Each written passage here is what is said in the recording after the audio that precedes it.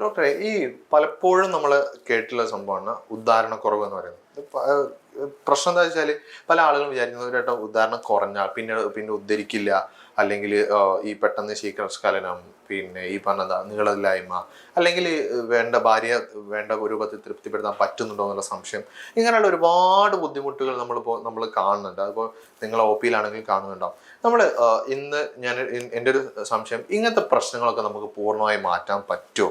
ഇത് അല്ലെങ്കിൽ ഒരു വട്ടം ഈ ഒരു പ്രശ്നം വന്നാൽ കാലാകാലം നമ്മൾ ഒരു ഒന്നും അല്ലാതെ ഒന്നിനും പറ്റാതെ ഇങ്ങനെ അടിയിലായി ഇരിക്കുന്ന ഒരു അവസ്ഥയിലേക്ക് തന്നെ നമ്മൾ പോവേണ്ടി വരുമോ? ഇതിന് ശരിക്കും ഒരു ട്രീറ്റ്മെന്റ് ആണോ? എന്താണ് ഇതിന് നമുക്കിത് പൂർണ്ണമായി മാറ്റാൻ എന്താണ് നമുക്ക് ചെയ്യാൻ പറ്റുക?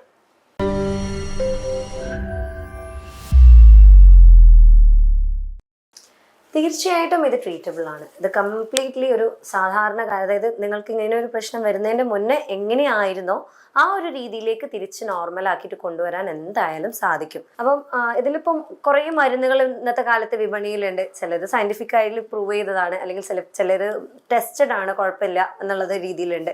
ചിലത് ആളുകൾ കബളിപ്പിക്കപ്പെടാറുണ്ട്.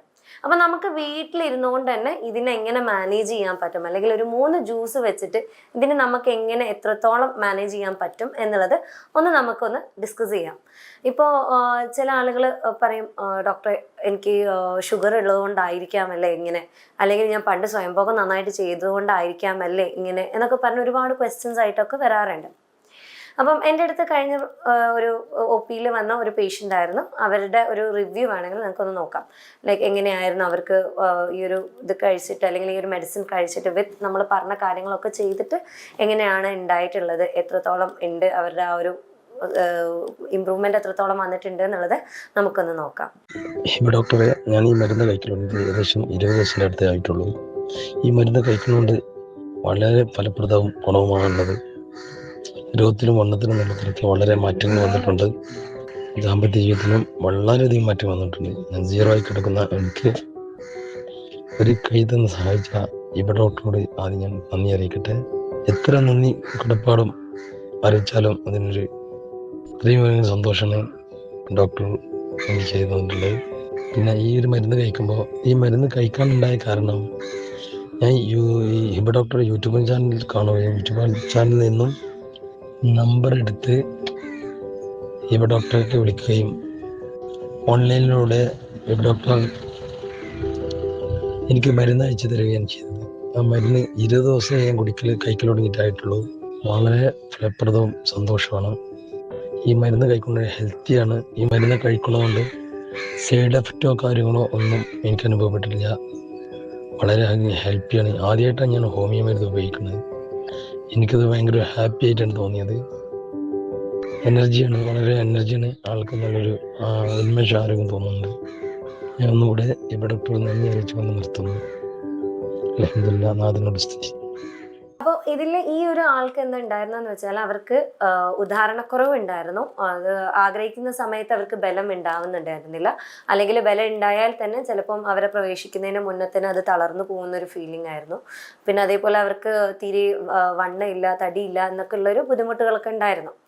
അപ്പം ആക്ച്വലി ഞാൻ വണ്ണത്തിനോ തടിക്കോ ഒന്നും അല്ല ഇവർക്ക് മരുന്ന് കൊടുത്തത്. അവർക്ക് അവരുടെ ഉദ്ധാരണം കറക്റ്റ് ആവാൻ വേണ്ടിയിട്ടുള്ള മരുന്ന് മാത്രമേ കൊടുത്തിട്ടുള്ളൂ. ആ ഒരു ഉദ്ധാരണം കറക്റ്റായിട്ട് ഉണ്ടായിരുന്നെങ്കിൽ തന്നെ അവർക്ക് ആ ഒരു തടിയും വണ്ണവും നോർമലായിട്ട് വരുമായിരുന്നു. അപ്പോൾ അതാണ് ഈ വീഡിയോയിൽ ഈ ഒരു ആൾക്ക് സംഭവിച്ചിട്ടുണ്ടായിരുന്നത്.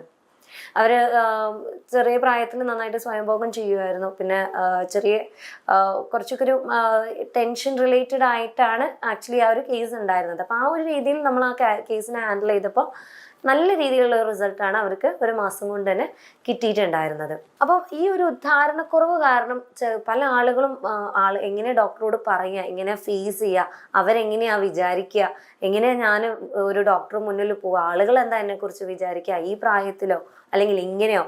ചില ആളുകളുണ്ട്, ഇപ്പോൾ 25 വയസ്സായിട്ടുള്ളൂ, കല്യാണം കഴിഞ്ഞിട്ടുള്ളൂ, വൈഫിൻ്റെ മുന്നിൽ പ്രശ്നമാണ്, വീട്ടുകാരോടൊന്നും പറയാൻ പറ്റുന്നില്ല, ഫ്രണ്ട്സിനോടൊന്നും പറയാൻ പറ്റില്ല. ഫ്രണ്ട്സിൻ്റെ അടുത്ത് പറഞ്ഞു കഴിഞ്ഞാൽ അതൊരു ഈഗോ റിലേറ്റഡ് ആയിട്ടുള്ള ഒരു ഇഷ്യൂ ആവോ എന്നുള്ളൊരു പേടി പുറത്തൊക്കെ ഇതുകൊണ്ട് വീർപ്പ് മുട്ടി ജീവിക്കുന്ന ഒരുപാട് ആളുകളുണ്ട്. അപ്പോൾ ഇവർക്കൊക്കെ വീട്ടിൽ തന്നെ ട്രൈ ചെയ്യാവുന്ന 3 ജ്യൂസസിനെ കുറിച്ചാണ് നമ്മൾ ഇതിൽ പറയുന്നത് മെയിനായിട്ട്. അപ്പോൾ അതിന് മുന്നേ പറയാനുള്ളത്, ഉദാഹരണക്കുറവ് എന്നുള്ളത് ശരിക്ക് 2 രീതിയിൽ തന്നെ പറയാം. അതായത് ഒന്നെന്ന് പറഞ്ഞാൽ ചിലർക്ക് അത് തീരെ ഉദ്ധരിക്കുന്നില്ല. എന്തൊക്കെ ചെയ്തിട്ടും എങ്ങനെയൊക്കെ ട്രൈ ചെയ്തിട്ടും അവർ ആഗ്രഹിക്കുന്ന സമയത്ത് അവർക്ക് ഉദ്ധാരണമില്ല. ഓക്കെ, ഒന്നാമത്. രണ്ട് എന്ന് പറഞ്ഞാൽ അവർക്ക് ഉദ്ധരിക്കുന്നുണ്ട്, പക്ഷെ അവർ പ്രവേശിക്കുന്ന സമയത്തോ അല്ലെങ്കിൽ പ്രവേശിച്ച് ഒരു ബന്ധപ്പെടുന്നതിൻ്റെ ഇടയിലായിരിക്കാം ചിലപ്പോൾ അവരുടെ ഉദ്ധാരണം നഷ്ടപ്പെടുന്നത്. ഈ രണ്ട് രീതിയിലും ആളുകൾ ബുദ്ധിമുട്ടാറുണ്ട്. അപ്പോൾ അതിൻ്റെ ഒരു പ്രധാന കാരണം എന്ന് പറയുന്നത് ആ ഭാഗത്തേക്കുള്ള രക്തയോട്ടം കറക്റ്റായിട്ട് ഇല്ലാത്തത് കൊണ്ടാണ് എന്നുള്ളത് തന്നെയാണ് മെയിനായിട്ട് പറയാനുള്ളത്. അപ്പോൾ ചില പേഷ്യൻസ് വരും നമ്മളെ അടുത്ത്, ഞാൻ എല്ലാ ഭക്ഷണവും നല്ല നോക്കിയിട്ടാണ് കഴിക്കുന്നത്, ഷുഗർ ഇല്ല, പ്രഷർ ഇല്ല, കൊളസ്ട്രോൾ ഇല്ല, യൂറിക് ആസിഡ് ഇല്ല, ഞങ്ങൾ പറഞ്ഞ ഒരു രോഗങ്ങളും എനിക്കില്ല, പിന്നെ ഇതെന്തുകൊണ്ടാണ് എന്നുള്ളത് എന്നൊരു ചോദ്യമായിട്ട്. അപ്പം ഇതിൽ ഒരു വില്ലനായിട്ട് വരാറുള്ളത് വിറ്റാമിൻ ഡി ആണ്. ബാക്കിയുള്ള എല്ലാം നമ്മൾ നോക്കും, വിറ്റാമിൻ ഡിനെ കുറിച്ച് നമ്മൾ വല്ലാണ്ട് ബോധേഡ് ആവാറില്ല. അതായത് എന്താണ്, നമ്മൾ വെയിൽ കൊള്ളാറില്ല, അല്ലെങ്കിൽ നമ്മളുടെ ഭക്ഷണത്തിലാണെങ്കിലും വിറ്റാമിൻ ഡി ഒട്ടും ഉൾപ്പെടാറില്ല. അപ്പം ഇത്തരം സാഹചര്യത്തിലും എന്താണ് നമ്മൾക്കൊരു ഉദാഹരണക്കുറവ് ഉണ്ടാവാനുള്ള ചാൻസസ് വളരെ കൂടുതലാണ്. മറ്റൊന്നെന്ന് പറഞ്ഞാൽ എപ്പോഴും സെഡൻഡറി ആയിട്ട് ഒരേ സ്ഥലത്ത് ഇരിക്കുക, തീരെ വ്യായാമം ഇല്ലാത്ത ഒരാളാണെന്നുണ്ടെങ്കിൽ ആ ഒരാൾക്കും ഉദാഹരണക്കുറവ് ഉണ്ടാവാനുള്ള ചാൻസസ് വളരെ കൂടുതലാണ്. പ്രത്യേകിച്ച് ഒരു കാരണവും ഇല്ലാതെ തന്നെ. കാരണം ആ ഭാഗത്തേക്കുള്ള രക്തയോട്ടം കറക്റ്റ് ആയിട്ടില്ല എന്നാണെങ്കിൽ ആ ഭാഗം ഉദ്ധരിച്ച് നിൽക്കില്ല.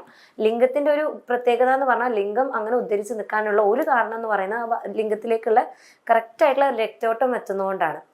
അപ്പോൾ ആ രക്തയോട്ടം കറക്റ്റായിട്ട് എത്തുന്നില്ല എന്നാണെന്നുണ്ടെങ്കിൽ ഇത്തരത്തിൽ ഉദാഹരണക്കുറവ് ഉണ്ടാവും. അപ്പം ഇങ്ങനെ ഒരു സാഹചര്യത്തിൽ നിങ്ങൾക്ക് എന്ത് എക്സസൈസ് ചെയ്യാൻ പറ്റും എന്ന് ചോദിക്കാറുണ്ട്. അതായത് ഞങ്ങൾ നടക്കാറുണ്ട്, ഞാൻ ജോഗിങ്ങിന് പോവാറുണ്ട്, ജിമ്മിൽ പോവാറുണ്ട്, അല്ലെങ്കിൽ ജിമ്മിൽ പണ്ട് പോയിരുന്നു, ഇപ്പം അങ്ങനെയില്ല, ഞാൻ വീട്ടിൽ നിന്ന് തന്നെ എക്സസൈസ് ചെയ്യാറുണ്ട് എന്ന് പറയുന്ന ആൾക്കാരുണ്ട്. ഇപ്പം എക്സസൈസിൻ്റെ കാര്യം ചോദിക്കുകയാണെന്നുണ്ടെങ്കിൽ ചിലർ പറയും ഞാൻ അല്ലെങ്കിൽ 2 പ്രാവശ്യം ആഴ്ചയിൽ ഞാൻ എക്സസൈസ് ചെയ്യാറുണ്ട് എന്ന് പറയും. അപ്പം ഇതിൽ നിങ്ങൾ നടക്കുന്നുണ്ടെങ്കിലും നിങ്ങളുടെ ജോലി ഭയങ്കരമായിട്ട് നിങ്ങൾക്ക് ഭയങ്കര എക്സേർട്ട് ചെയ്തിട്ടുള്ള ഒരു ജോലിയാണെങ്കിൽ പോലും ആ ഭാഗത്തേക്ക് രക്തോട്ടം കറക്റ്റായിട്ട് ഇല്ല എന്നാണെന്നുണ്ടെങ്കിൽ, അതായത് ലിംഗത്തിലേക്കുള്ള രക്തോട്ടം കറക്റ്റായിട്ട് ഇല്ല എന്നാണെങ്കിൽ ഉദാഹരണക്കുറവും ഉണ്ടാവാനുള്ള സാധ്യതകൾ എന്തായാലും ഉണ്ട്. ഇപ്പം നിങ്ങൾ 1 മണിക്കൂർ നടക്കുകയാണെങ്കിൽ പോലും. അപ്പം ഇതിൽ നമ്മൾ മെയിനായിട്ട് ശ്രദ്ധിക്കേണ്ടത് എന്താണെന്ന് വെച്ചാൽ 2 രീതിയിലുള്ള എക്സസൈസുകളാണ്. ഒന്നെന്ന് പറഞ്ഞാൽ നമ്മൾ കീഗിൾസ് എക്സസൈസ് എന്ന് പറയും. നിങ്ങളെല്ലാവരും സുപരിചിതരായിരിക്കും ആ ഒരു എക്സസൈസുമായിട്ട്. അപ്പോൾ ഇതിൻ്റെ മെയിൻ ഫോക്കസ് എന്താണെന്ന് വെച്ചാൽ ആ ഭാഗങ്ങളിലേക്കുള്ള, അതായത് പെൽവിക് ഫ്ലോർ മസിൽസിലേക്കുള്ള രക്തയോട്ടം കൂട്ടുക എന്നുള്ളതാണ് ഈ ഒരു എക്സസൈസ് കൊണ്ട് നമ്മൾ മെയിനായിട്ട് ഉദ്ദേശിക്കുന്നത്. രണ്ടാമതായിട്ട് പറയുകയാണെന്നുണ്ടെങ്കിൽ അത് weight training exercise for abs എന്നാണ്. ഇതൊക്കെ നിങ്ങൾ നെറ്റിൽ സെർച്ച് ചെയ്ത് കഴിഞ്ഞാൽ, യൂട്യൂബിൽ സെർച്ച് ചെയ്ത് കഴിഞ്ഞാൽ ധാരാളം എക്സസൈസസ് കിട്ടും. നിങ്ങൾക്ക് നിങ്ങളുടെ ബോഡിക്ക്, നിങ്ങളുടെ ഒരു ബോഡിയുടെ പാകത്തിന് വേണ്ടിയിട്ട് ചെയ്യാൻ പറ്റുന്ന രീതിയിലുള്ള എക്സസൈസുകൾ നിങ്ങൾ എടുത്ത് ചെയ്യുക എന്നുള്ളതാണ്.